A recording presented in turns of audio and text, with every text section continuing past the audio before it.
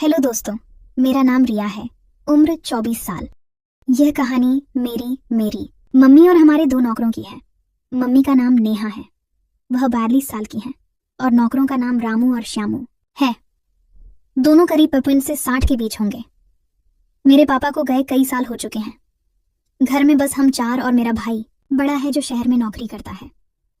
अब सीधे कहानी पर आते हैं, क्योंकि मुझे पता है आप बोरिंग बातें नहीं सुनना चाहते। मैं हूं तो जवान, और जब मैं आईने में खुद को देखती हूँ तो मेरे होठों पर अपने आप मुस्कान आ जाती है। मेरे बाल ऐसे हैं कि जब मैं उन्हें खुला छोड़ती हूँ तो हवा में लहराते हुए किसी को भी अपनी ओर खींच लेते हैं। मेरा जिस्म ऐसा है कि जब मैं चलती हूँ तो मेरी चाल में एक नशा सा झलकता है। मम्मी का जलवा तो और भी अलग है। उनकी उम्र भले 42 हो, पर जब वह साड़ी पहनती हैं तो उनकी कमर की लचक और भरे हुए कंधे किसी का भी दिल धड़क आते। और रामू श्यामू वो बुढ़े जरूर हैं, पर उनकी आंखों में एक चमक है जो कुछ संगीत गुनगुनाते कहती तो नहीं, पर बहुत कुछ जताती हैं। रामू घर के बाहर के काम संभालता है, जैसे आगम साफ करना और सामान लाना, जबकि श्यामू किचन और घर के अंदरूनी काम करता है। दोनों कई सालों से हमारे साथ हैं और घर की हर छोटी बड़ी बात जानते हैं। उस दिन की बात है, मैं कॉलेज से लौटी थी। गर्मी का मौसम था और मेरी कमीज पसीने से भीगी हुई थी। घर का दरवाजा खुला था, पर अंदर कोई दिख नहीं रहा था। मैंने अपनी चप्पलें उतारी और पानी पीने किचन की ओर बढ़ी। तभी मुझे एक अजीब सी आवाज सुनाई दी। वह आवाज घर के पीछे बने रामू श्यामू के कमरे की ओर से आ रही थी। उनका कमरा हमारे घर से थोड़ा अलग आंगन के कोने में था। वह एक कच्चा मकान था, मिट्टी की दीवारें, ऊपर टीन की छत और एक छोटा सा दरवाजा। मैं रुक गई। आवाजें साफ नहीं थीं, पर ऐसा लग रहा था जैसे कोई हंस रहा हो, और साथ में कुछ खनकने की आवाज थी। मेरे मन में सवाल उठा, ये आवाजें क्यों आ रही हैं? रामू श्यामी तो दिन में घर के काम करते हैं, फिर उनके कमरे में क्या हो रहा है? मैंने चुपके से आंगन पार किया और कमरे की ओर बढ़ी। मेरे कदम धीमे थे, क्योंकि मुझे डर था कि कहीं कोई मुझे देख ना ले। कमरे के पास एक पुराना छेद था जिसके नीचे कुछ टूटी फूटी कुर्सियां पड़ी थीं। मैंने छेद की आड़ ली और वहां से झांकने की कोशिश की। तभी कमरे का पर्दा हल्का सा हटा और मम्मी बाहर निकली। मेरी सांसें थम गई। मम्मी ने एक हल्की सी साड़ी पहनी थी जो उनकी कमर को कस के पकड़े हुए थी। उनकी साड़ी का पल्लू थोड़ा नीचे सरका हुआ था और उनकी नाभि के आसपास की त्वचा धूप में चमक रही थी। उनके बाल थोड़े बिखरे हुए थे, जैसे वह जल्दी में हो। वह बाहर निकली, अपने हाथ से साड़ी को ठीक किया और आंगन की ओर बढ़ गई। मेरे दिमाग में सवाल का तूफान उठने लगा। मम्मी रामू श्यामू के कमरे में क्या कर रही थी, और वह आवाजें क्या थीं? मैं अभी सोच ही रही थी कि मम्मी ने खुद देख लिया। वो एकदम रुक गई। उनकी आंखें में एक पल के लिए घबराहट झलकी, पर फिर वो मुस्कुराई और बोली, अरे रिया, तू कब आई? मैं तो रामू और श्यामू को बता रही थी कि आंगन में कुछ सामान रखवा दे। उनकी आवाज में हल्की सी कंपकम भी थी, पर वह उसे छुपाने की कोशिश कर रही थी। मैंने कुछ नहीं कहा, बस सिर हिलाया और किचन की ओर चली गई। पर मेरे मन में शक का बीज पड़ चुका था। सामान रखवाने की बात तो ठीक थी, पर वह हंसी, वह खनक और मम्मी का वह बिखरा हुआ रूप, यह सब क्या था? जब मैं किचन में पहुंची तो पीछे से रामू और श्यामू दोनों आंगन में आए। रामू के हाथ में एक पुरानी टोकरी थी जिसमें कुछ पुराने बर्तन रखे थे, और श्यामू के पास एक झाड़ू था। रामू का कमीज का एक बटन टूटा हुआ था और श्यामू की सांसें थोड़ा तेज थीं। उन्होंने मुझे देखा, सिर झुकाया और चुपचाप बाहर चले गए। मैं पानी का गिलास लिए खड़ी रही। मेरा ध्यान कहीं और था। मेरे जिस्म में एक अजीब सी गर्मी दौड़ रही थी। फिर उस दिन के बाद कुछ दिन तक नॉर्मल रहे। मैंने सोचा शायद यह मेरा वहम होगा, शायद मैं ही गलत सोच रही थी। लेकिन उस दिन जो हुआ उसने सारी बातें साफ कर दी। एक शाम की बात है, मैं कॉलेज से थक कर लौटी थी। दिन भर की भागदौड़ से मेरा शरीर टूट रहा था। घर पहुंचते ही मैंने सोचा कि पहले नहा लूं। हमारा बाथरूम घर के पीछे था, जो आंगन से थोड़ा अलग एक कोने में बना था। मैं तौलिया और कपड़े लेकर चल दी।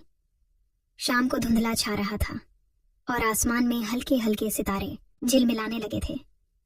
आंगन पार करते हुए मैंने देखा कि घर का माहौल कुछ शांत सा था।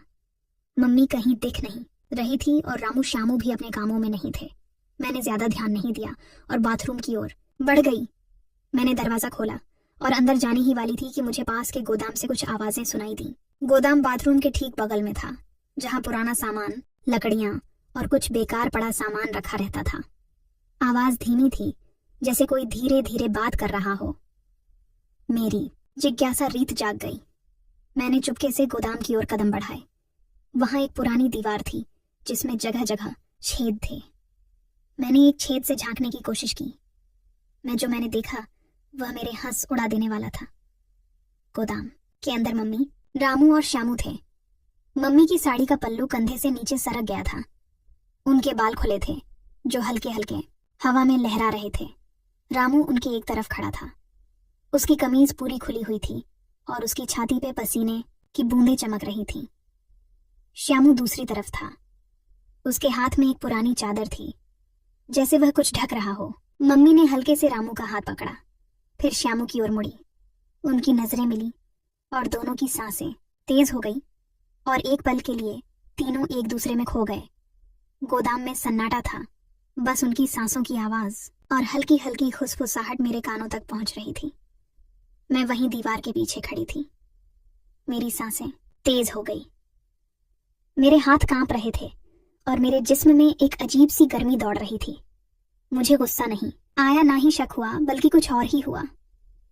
मुझे वह सब देखकर अच्छा लग रहा था। मम्मी की वह मुस्कान, रामू श्यामू की वह बेचैनी और उनके बीच का वह अनकहा रिश्ता, ये सब मेरे लिए एक नया जादू था। मेरे मन में एक अजीब सी फीलिंग जाग रही थी, जो न तो डर थी और न गलत लग रही थी। वह एक नशा था जो मुझे अपनी ओर खींच रहा था। मैं वहां से हटना नहीं चाहती थी। मेरा मन कर रहा था कि मैं बार बार ये देखूं, बार बार उस पल को महसूस करूं। मेरे होठों पे अपने आप एक हल्की सी मुस्कान आ गई और मैं चुपचाप वहां से बाथरूम की ओर बढ़ गई। लेकिन मेरा दिमाग अब उसी गोदाम में अटक गया था। उस दिन के बाद मुझे समझ नहीं आया कि मेरे साथ क्या हो गया था। वह एक पल, वो गोदाम की धुंधली रोशनी, मम्मी की वो मुस्कान और रामू श्यामू का वो चुप्पी, ये सब मेरे दिमाग में बार बार घूमने लगा। पहले तो मैंने सोचा कि यह गलत है, मुझे ऐसा नहीं सोचना चाहिए। मम्मी मेरी है और रामू श्यामू हमारे घर के नौकर। लेकिन फिर भी मेरे मन में एक अजीब सी बेचैनी जाग गई थी। मैं खुद को रोकना चाहती थी पर रोक नहीं पाई। धीरे धीरे मैं उस रास्ते पर चल पड़ी जिसे लोग गलत कहते हैं। शुरुआत में यह सब मेरे लिए नया था। मैं कॉलेज से लौटती अपने कमरे में बैग रखती और फिर चुपके से घर में नजरें दौड़ाती। मम्मी, रामू और श्यामू को देखने मेरे लिए एक खेल सा बन गया था। कभी मम्मी आंगन में कपड़े सुखा रही होती और रामू पास से गुजरता। जब श्यामू किचन से कुछ सामान लाता, उनकी नजरें मिलती और एक हल्की सी मुस्कान उनके चेहरे पर आ जाती। मैं दूर से कोने में खड़ी यह सब देखती रहती। तभी रामू किचन में कुछ सामान रखने जाता। श्याम वहां पहले से ही होता और मम्मी उनसे कुछ कहती। उनकी आवाज में एक नरमी होती जो पहले कभी नहीं थी। मैं दरवाजे की आड़ से झांकती और मेरे मन में सवाल उठते, ये क्या है? ये तीनों ऐसा क्यों करते हैं? एक नया मौका आया जब सुबह सुबह मैं उठी और खिड़की से देखा। मम्मी बगीचे में फूल तोड़ रही थी, रामू झाड़ू लगा रहा था और श्याम पानी का घड़ा भर रहा था। मम्मी ने रामू से एक फूल लिया, फिर श्यामू को दिया और तीनों हल्के से हंस पड़े। वह पल छोटा था, लेकिन मेरे लिए जैसे कोई गुप्त संदेश मैंने इस अपने दिमाग में कैद कर लिया। धीरे धीरे यह सब मेरे लिए आम हो गया। पहले जो मुझे अजीब लगता था, अब वह मेरी आदत बन गया। मैं जानबूझकर ऐसे मौके ढूंढने लगी थी जब मैं उन्हें देख सकूं। सुबह जब मम्मी नहाकर बाहर आती और रामू श्यामू आंगन में काम करते होते, तो मैं अपने कमरे की खिड़की से चुपके से देखती। मम्मी अपने गीले बालों को तौलिया से सुखाती और रामू का ध्यान एक पल के लिए उनकी ओर चला जाता, जबकि श्यामू पास खड़ा मुस्कुराता। वह कुछ नहीं कहते, बस चुपचाप अपने काम में लग जाते। लेकिन उनकी वह चुप्पी मेरे लिए एक कहानी बन गई थी। मुझे उसमें मजा आने लगा था। मुझे नहीं पता ये सब गलत है या लत में बदल गया है। मैं दिन भर कॉलेज में रहती, लेकिन मेरा दिमाग घर पे ही अटका रहता। मैं सोचती कि आज क्या होगा। क्या मम्मी, रामू श्यामू फिर से कुछ करेंगे? क्या मैं फिर से उन्हें देख पाऊंगी? यह सोच मेरे लिए एक अजीब सा सुकून बन गई थी। मैं अपने दोस्तों के साथ हंसती बोलती, लेकिन अंदर ही अंदर मन में कुछ और चल रहा होता। मैं घर लौटने की जल्दी में रहती ताकि कुछ ना कुछ देख सकूं। ये मेरी जिंदगी का हिस्सा बन गया। लेकिन इसके बाद मेरे अंदर एक और बदलाव आ रहा था। मैं सोचने लगी थी कि क्या प्यार ऐसा ही होता है। मम्मी, रामू और श्यामू के बीच जो कुछ भी था वो मुझे गलत नहीं लग रहा था, बल्कि उसमें एक अजीब सी खूबसूरती थी। तीनों का वो आपसी तालमेल, जैसे जैसे रामू मम्मी की मदद करता और श्यामू चुपके से सहारा देता। मैं सोचती कि क्या मेरी जिंदगी में भी ऐसा कुछ हो सकता है।